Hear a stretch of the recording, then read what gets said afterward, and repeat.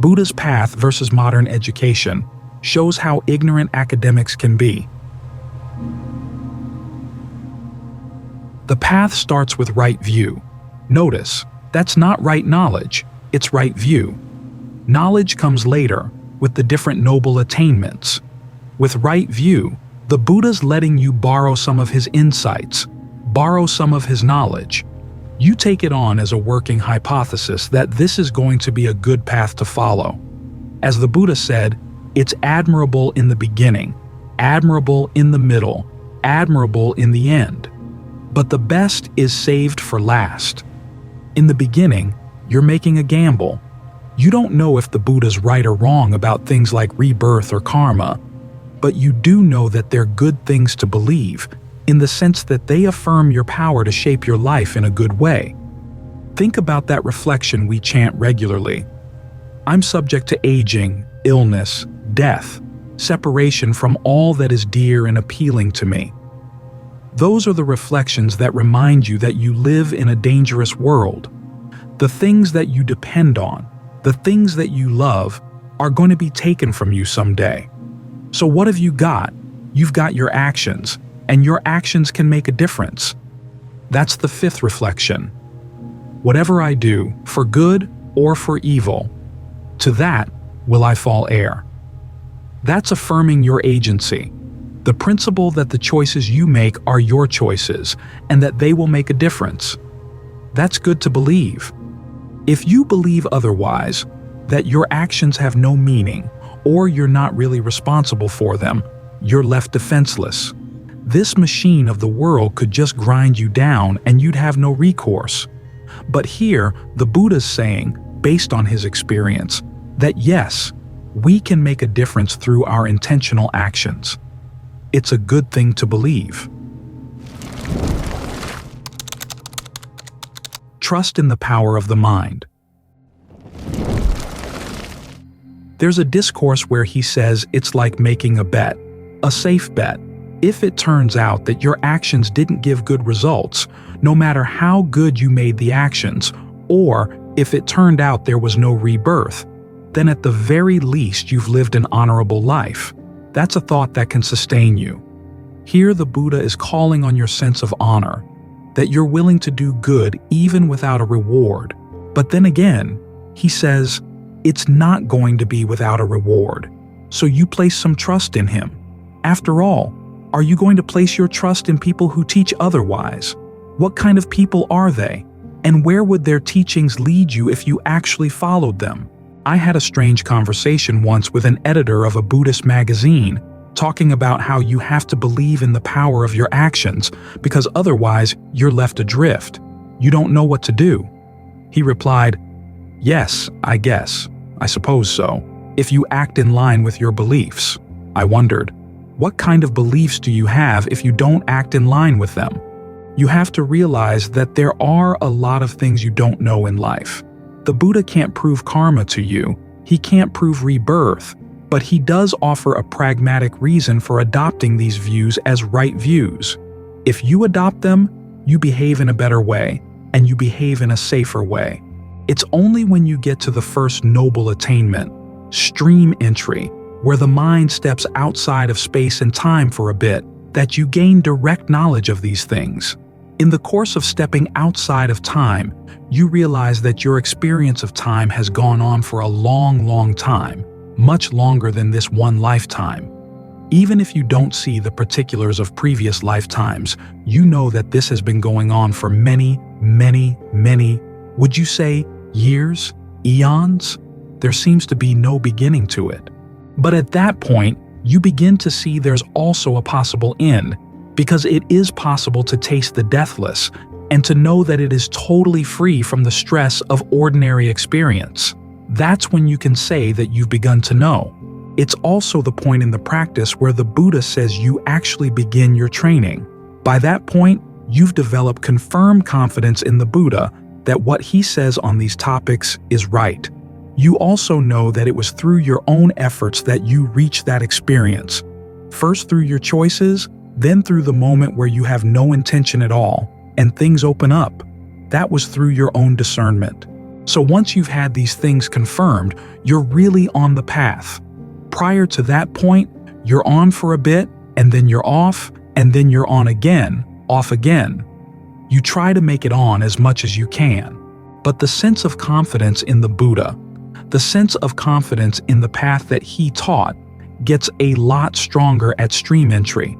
People who haven't had that experience yet are making attempts at the training, but they're not really in training. But still, to whatever extent you can practice, it's all to the good. The Buddha keeps making reference to animals that have been tamed and trained, how much more they can do than if they hadn't been trained. And your mind is like that. If it just runs all over the place, it's got a lot of potentials, but it doesn't make the most of those potentials. The training is what makes the most of the mind's power to make choices. And the extent of power of what the mind can do, the power of what the mind can know, you don't really know those things until you've submitted to the training. As the Buddha says, just in the case of jhana, the things that can be known through the practice of jhana, the powers that can be developed through the practice of jhana, are inconceivable. In other words, trying to figure out what a person with that level of concentration can do and can't do, that's inconceivable, to say nothing of the range of a Buddha. Our sense of what the mind can do, what the mind can know, has been greatly limited by our education. We've become sensitive to certain things that are useful for society. As society gets more and more capitalist, the education gets more and more capitalist too. Things like the humanities and religion fall to the wayside. The subjects that are actually good for your mind fall to the wayside. You get sensitized to the things that are useful for making a living, but the areas that used to be developed through the training of the mind are getting pretty stunted. We have this pride in our Western education, but we have to realize it's very good in some areas and very limited in others. That's why our sense of what the mind can do has been stunted in those other areas. There was a British academic a while back who was saying that when they talk about concentration in the canon, you have to realize that back in those days they didn't read, so they didn't have the powers of concentration that we have now. So when they're talking about concentration, it's nothing amazing, nothing beyond what we already know, which shows you how ignorant academics can be. People in the past had to develop skills that required very strong concentration, much stronger than is required simply in reading. The power of the mind is largely untapped. So, here we are, meditating, assuming that the mind does have some power. After all, if it were just the result of physical events, sitting here and meditating wouldn't make much of a difference. But the fact that you can direct your intentions, direct your acts of attention, in a way that can bring stillness, a sense of ease, a sense of well-being, a sense of rapture, clarity to the mind, that's because the mind is not just on the receiving end of things. Mano pubangama, dhamma, mano, seta, mano, maya. The mind is the forerunner of all experience. The mind is in charge. Things are made by the mind. There's a good reason why they put that verse at the beginning of the Dhammapada. It's the power of the mind that we're training here, the power of the mind that we're cultivating. So it's good not to have any preconceived notions about what its limits might be. Each of us has our own karma in terms of what we can know, how far we can develop these possibilities. But you're not going to know the potential of your mind until you work at developing it, actualizing it. This is what the practice of right concentration does. You seclude yourself from your ordinary sensual fantasies and any unskillful thoughts, and you focus attention on one thing. You think about that one thing, i.e., the breath. You work with it so that it gives rise to a sense of ease, a sense of well-being, a sense of refreshment. You energize the body. You energize the mind. Then you allow body and mind to grow calm. As you work with calming the mind, calming the breath, things begin to peel away. Things that you never saw clearly right in your own mind become a lot clearer. Fortunately, that's the aspect of meditation that's really important. You read about the other powers that can be developed through concentration, and you can say, for the time being, I know nothing about those, but I do know that the Buddha says I can put an end to suffering. That's something I want to try.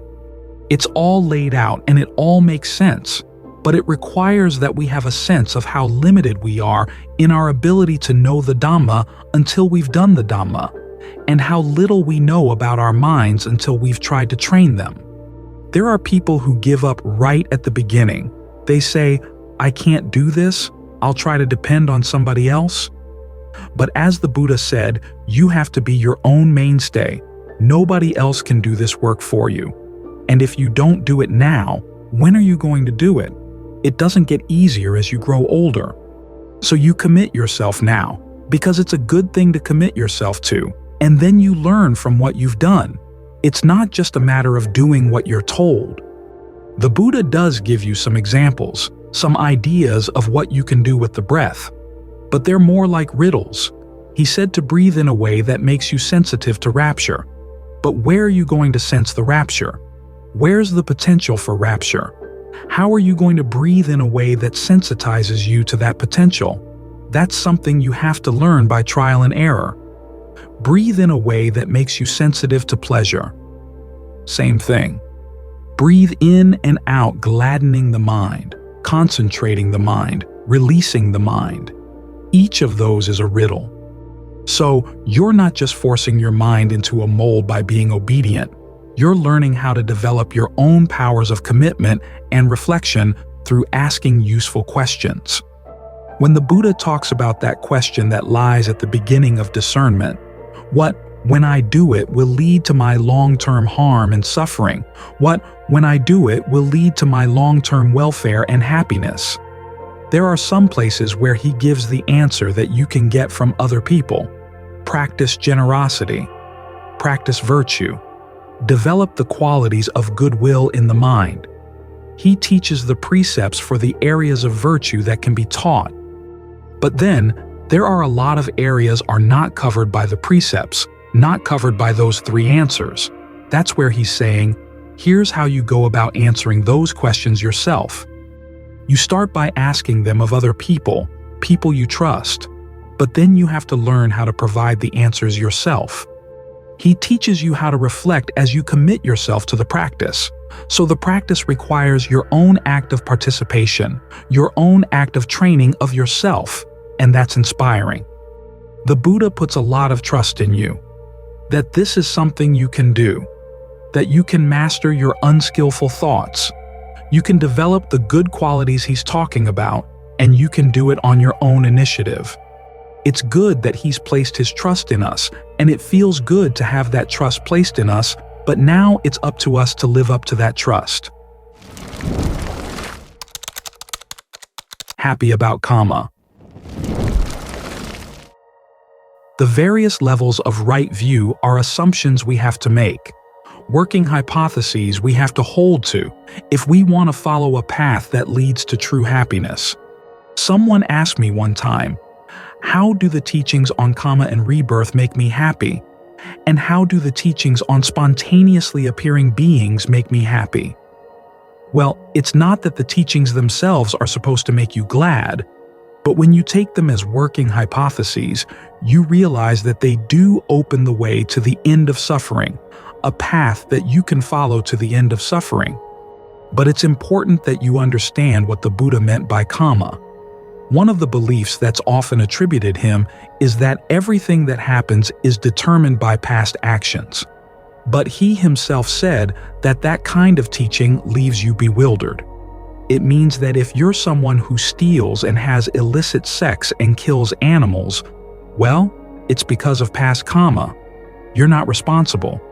That leaves you with no idea of what should be done and what shouldn't be done, or that those concepts would even make any sense. You have to realize that past karma leads to tendencies, opens possibilities, closes possibilities depending on the action. But it's not mechanical, and there's no tit for tat. That's another one of the teachings. The Buddha said that if, say, you killed 5 people and then you'd have to be killed 5 times before you could gain awakening, nobody would ever be able to gain awakening. But that's not how it works. Your actions from the past determine what kind of pleasures and pains you're going to be susceptible to, what openings there will be. The Buddha's image is of a hand that does or does not have a wound. If the hand doesn't have a wound, it can hold poison, and the poison won't seep in. If it does have a wound, then if you ever decide to hold poison in that hand, the poison can seep in. The wound stands for the possibilities coming from past karma. Your choice to hold or not to hold poison is something you do in the present moment. But just because you have some bad karma in the past doesn't dictate precisely how it's going to work out. He says if you make karma of a certain kind, it will lead to a certain kind of result, but the strength of that result and the time at which it will appear depend a lot on your present karma. This is why the teaching is one that gives you hope. The fact that we're born means that we're going to have to die, and there's going to be aging and illness in the meantime. But whether we're going to suffer from those things, that's optional, and that's where we can make a difference. This is why we practice. This is why we train the mind. This is why training the mind involves sitting here with your eyes closed, watching the movements of the mind. It's so that you can understand what you're doing. First, by seeing clearly what you're doing. If you see that you're making some unskillful choices, you can unmake them, because there is that element of free choice in the present moment.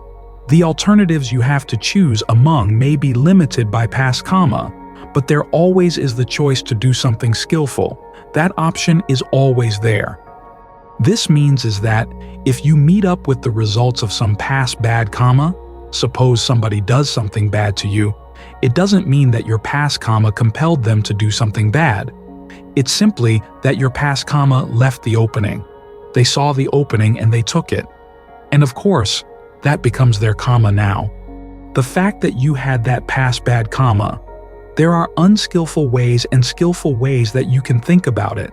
The unskillful way would be to think, well, this person was simply carrying out the dictates of karma, so the person's not responsible or is actually doing something good. That's unskillful. There's no excuse for that person's behavior because the person did choose to take that opening. The skillful way is to say, well, I must have some past bad karma, so I'll learn how to take it in stride and not get too worked up about it. And I'll take it as an incentive to try to be more skillful in the future. As for times when someone does something really nice to you, again, there are skillful and unskillful ways of thinking about the karma involved in that. The unskillful way would be to think, well, I deserve that good thing.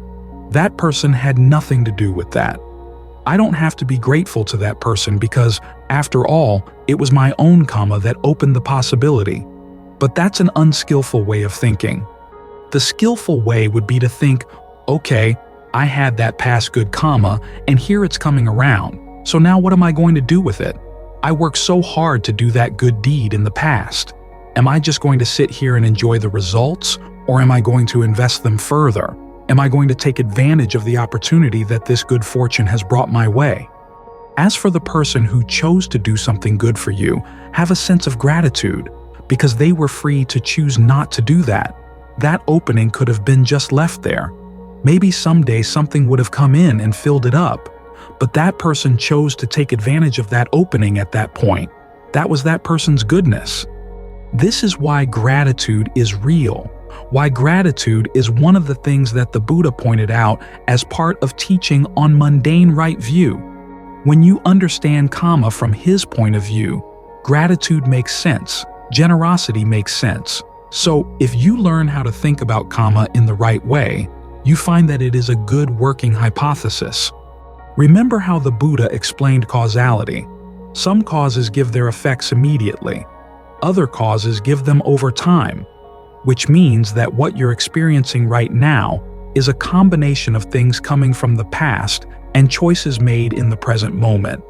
As the causal factors are ordered in dependent co-arising, your present acts of attention and acts of intention actually come prior to your experience of whatever the results of past karma may be coming in. Intention and attention come under name and form.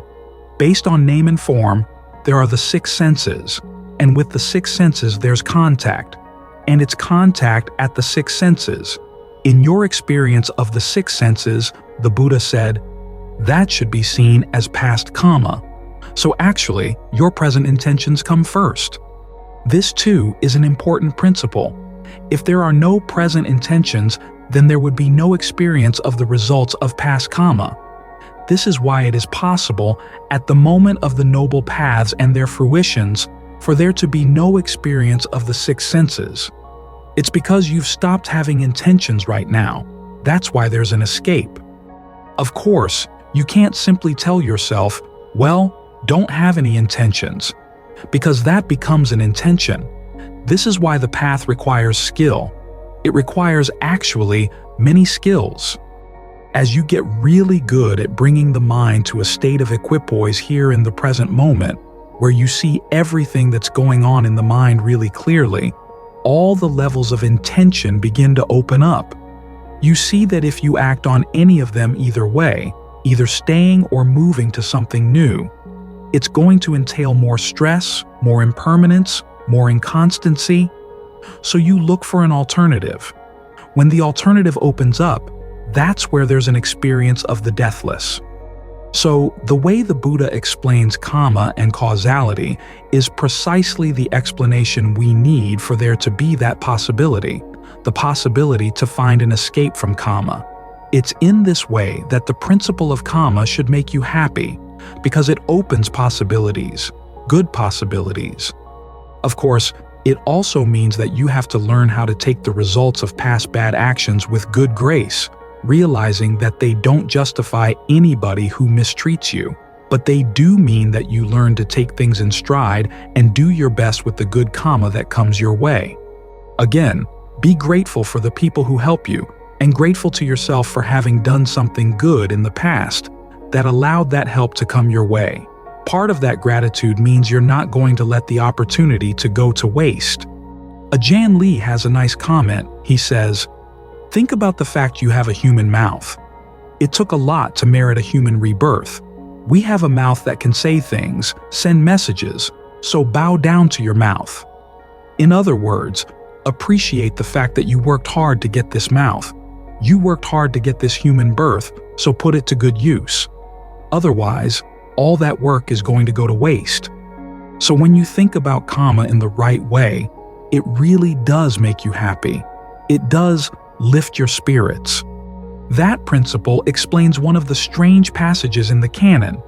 There's a sutta where King Ajatasattu comes to see the Buddha. The Buddha gives him a really long Dhamma talk. Ajatasattu, who had his father killed, could think of only one thing. If only I hadn't killed my father. So that's what he tells the Buddha at the end. After the Buddha finished the talk, Ajatasattu confesses the fact that he killed his father and sees that it was a mistake.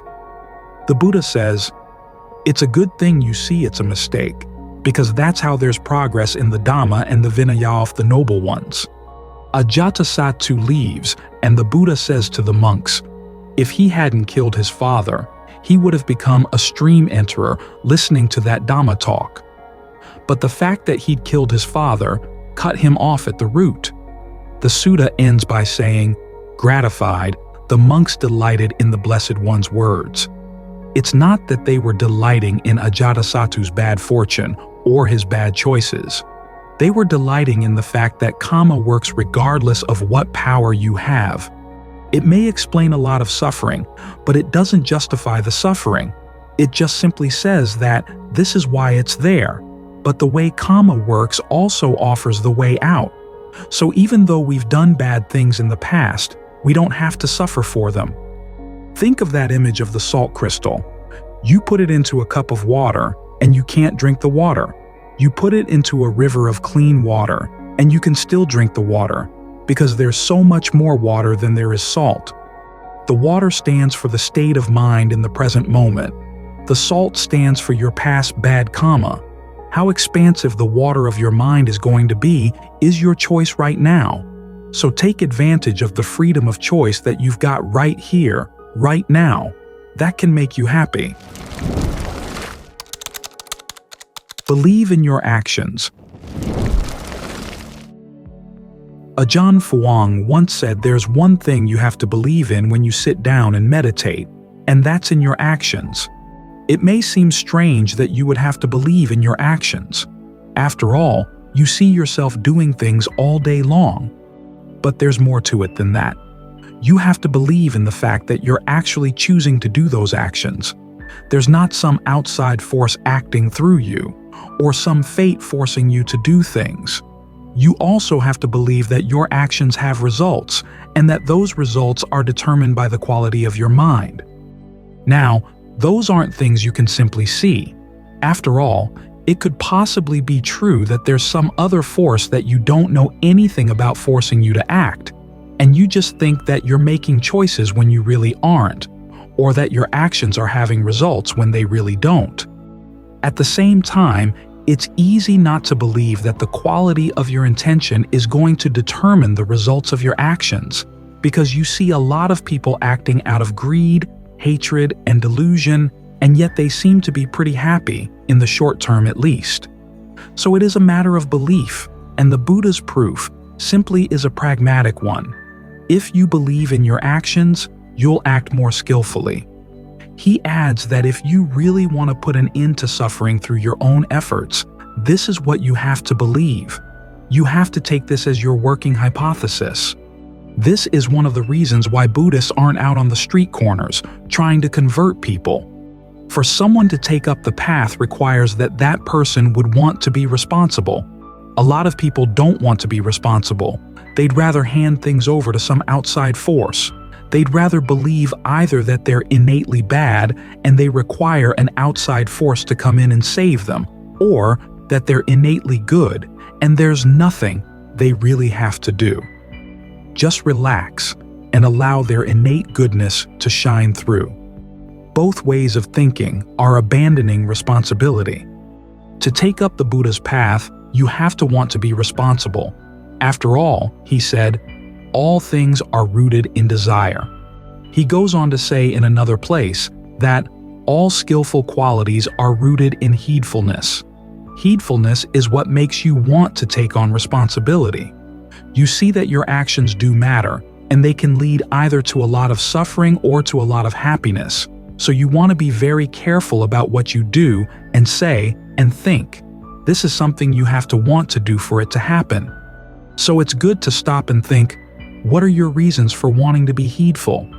They start with your desire for happiness. That's what the Buddha is assuming when he teaches. He's teaching for people who want to find true happiness.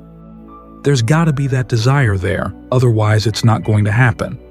You run into so many teachings nowadays saying that meditation is simply a matter of being or knowing, and you're not supposed to be doing any doing. That seems to assume that all you have to do is just relax, and everything is going to go okay, i.e., you've got an innately good nature or the universe works out if you don't interfere. But things don't work that way. There's the part of the mind that has to be alert, but there's also the part of the mind that has to be ardent. You have to want to do things skillfully, and you have to put in the effort to figure out what is skillful in any situation, and be willing to learn from your mistakes. Heedfulness is not easy. It requires that you be very careful and very alert and very discerning in how you judge your actions and their results. This is why motivating yourself to practice is a constant requirement. You have to keep reminding yourself of why you're doing this. When you find your energy flagging, what can you do to get your energy back up? Whether you're heedful or not, you're constantly making choices, you're constantly acting. Each time you let an opportunity for a skillful action go past, you've wasted time. You have to ask yourself, if you don't do the practice now, if you don't pay careful attention to this choice right now, when are you going to start being careful? And if you keep on letting things slide this way, aren't you building up some bad habits that are going to be hard to overcome down the line? And if you don't do it, who's going to do it for you? So remind yourself of why you want to be heedful. It really does make a difference. That's probably the primary motivating factor in the practice. It breaks out into other motivations. There's the motivation of compassion, when you realize that when you've trained the mind, you really are creating better circumstances for yourself and the people around you. It's a gift. There's that one passage where the Buddha said, in essence, you started practicing to find an end to suffering. If you give up on the practice, do you really love yourself?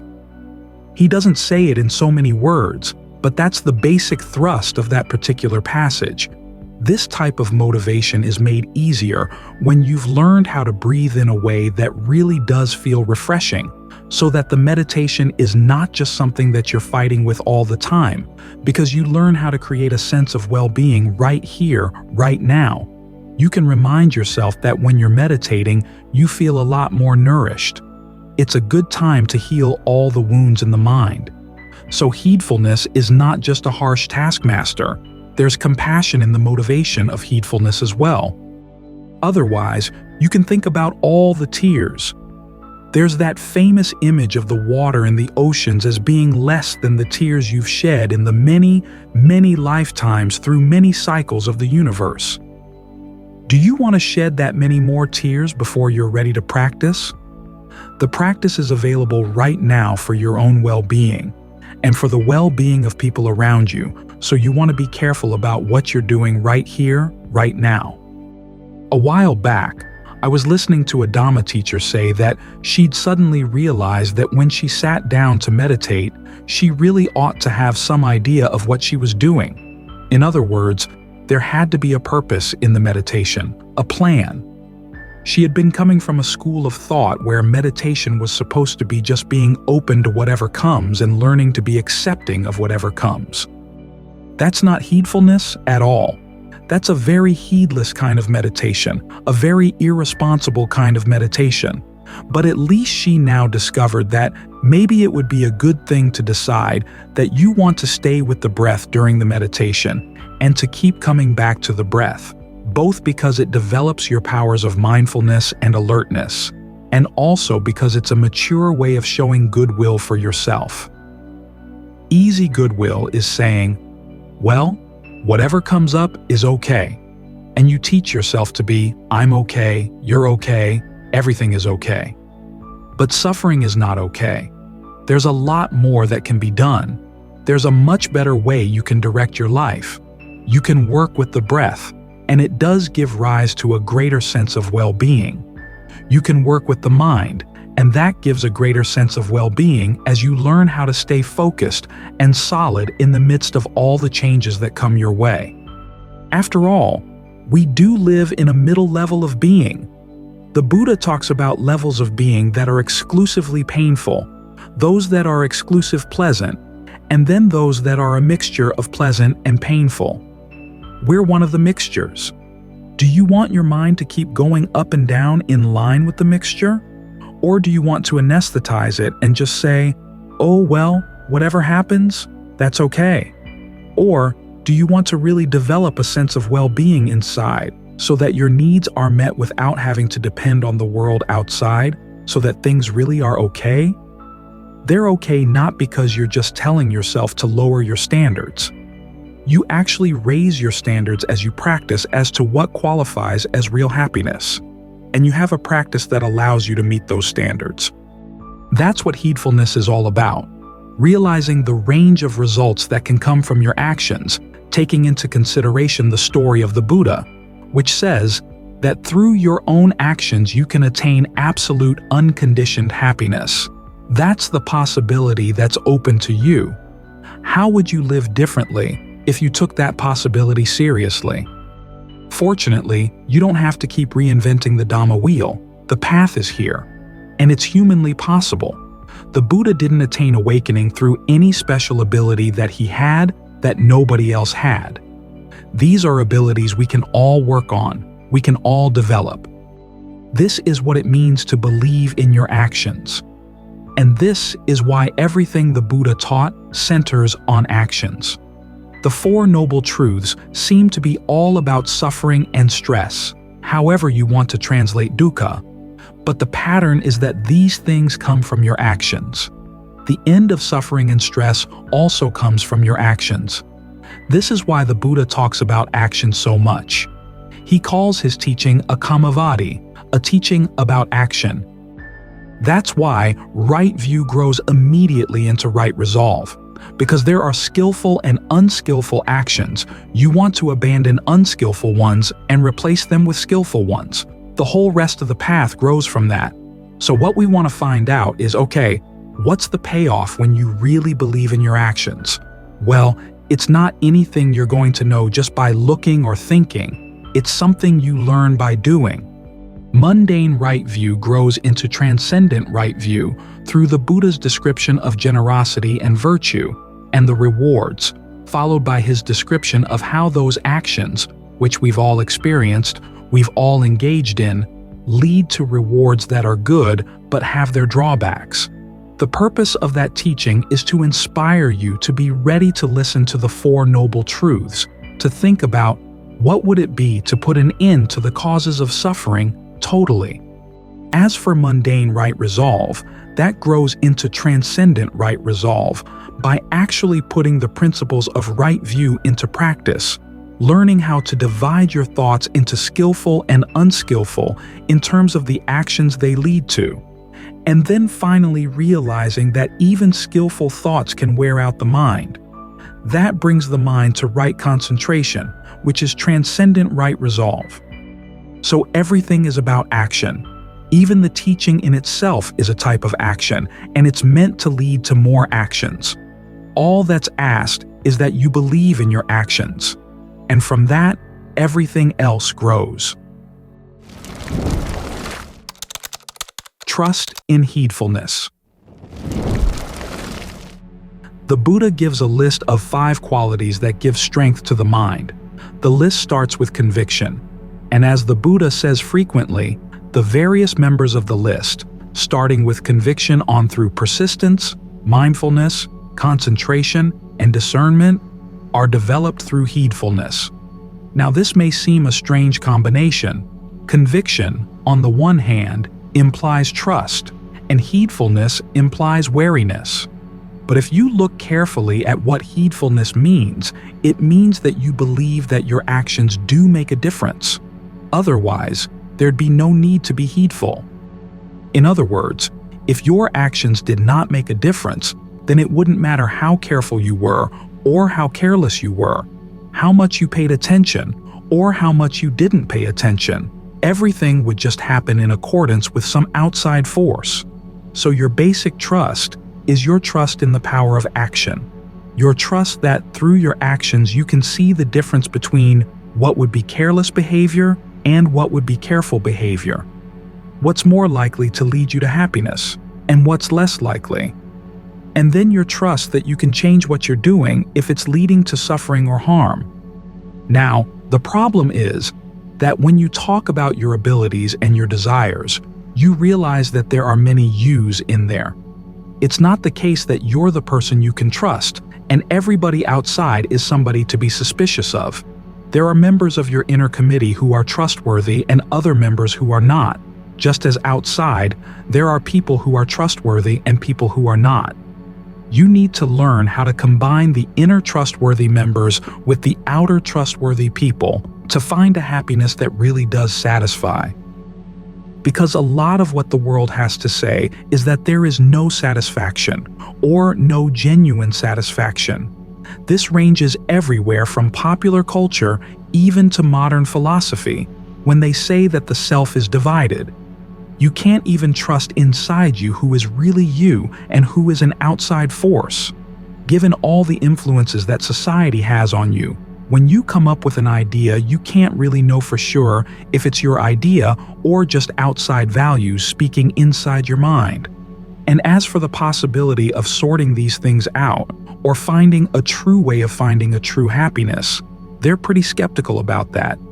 Now, the Buddha cuts through all that skepticism by saying that it's possible. When the mind is trained, when you've developed your powers of mindfulness, concentration, and discernment, to start seeing which actions really lead to suffering and which ones don't. Because there's one thing that's not really culturally conditioned, and that's your own experience of pain and suffering. There is an extent to which you learn how to put up with certain kinds of suffering as inevitable, and that's culturally conditioned. And of course, the mind has its ways of lying to itself about where pleasure lies and where it doesn't lie, lying in both senses of the word, where it's located and also where it deceives you. But it is possible to train the mind to get clear about these things. That's what the trust in heedfulness is, or the conviction in heedfulness, that you can develop these powers. You can learn how to act in such a way that you can trust yourself more and more.